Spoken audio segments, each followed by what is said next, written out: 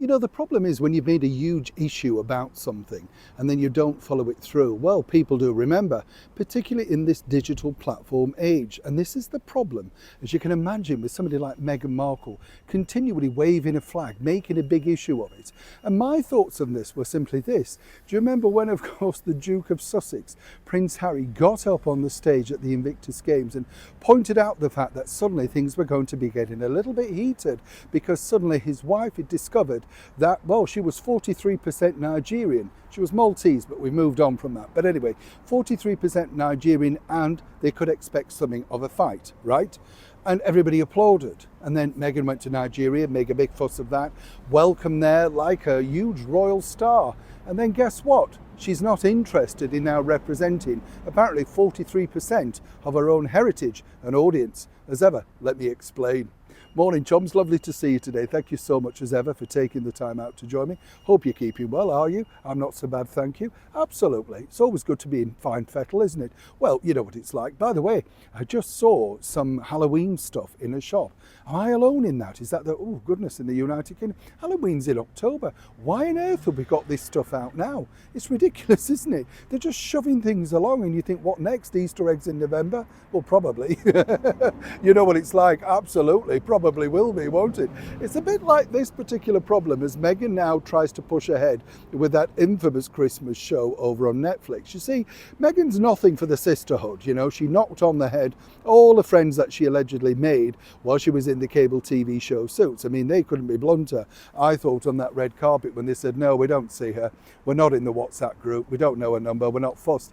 I thought they were brilliant in the fact that they were saying she was fickle, she was fake, and there lies your problem. Moving forward, though, here's where this gets interesting, because now, as you can imagine, what Meghan likes, Meghan gets. And the thing is, what Meghan likes is very rich people around her gushing about her in her new TV show.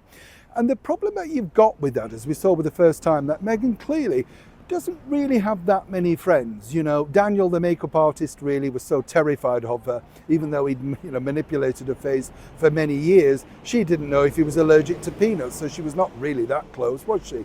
And consequently, the other people like Mindy Kaling looked petrified and shell-shocked by being told off about, it's Meghan Sussex now. So suddenly, you know, whatever you get wrong, you're going to be shot down in flames.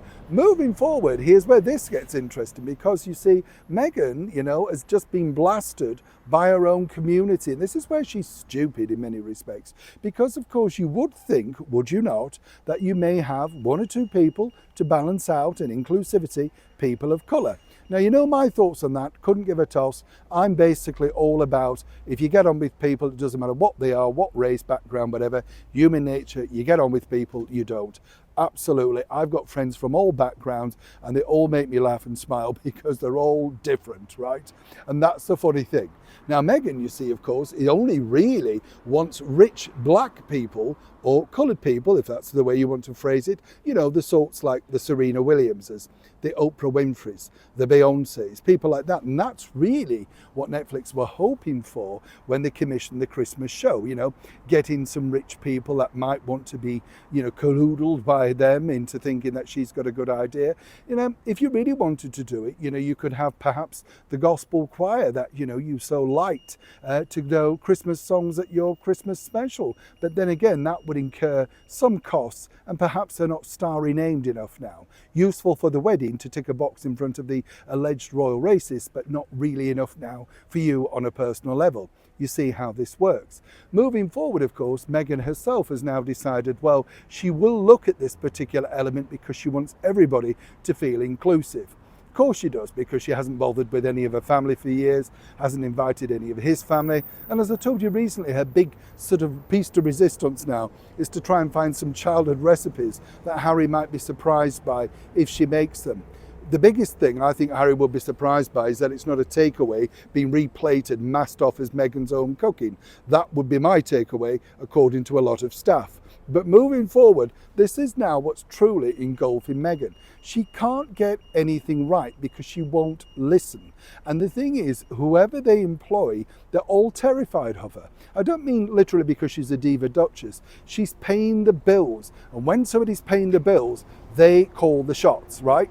End of, that's the deal. And so for Meghan to be anything other than difficult, well, it's just she's paying, nobody's going to tell her differently. And what that means is it's Meghan's way, whether you include people of colour or not. Right now, there are none because she can't find any rich enough.